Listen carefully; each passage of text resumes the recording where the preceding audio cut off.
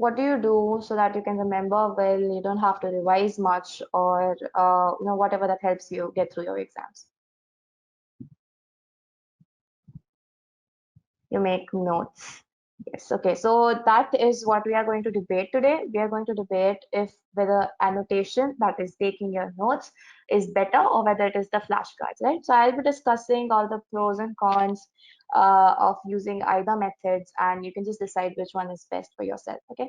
So this webinar is not just for USMLE candidates. I would say this is a must for anyone who is undergoing their MBBS or graduation. In fact, even if you're not an MBBS student, you will find this useful.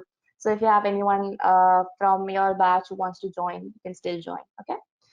So moving on, why is this important? As we discussed, medical science is extremely volatile. You read the Krebs cycle in your 10th grade, in your 11th, in your 12th, again in your first year, and then still 2 days later, you'll not remember which enzyme works at which point. Okay.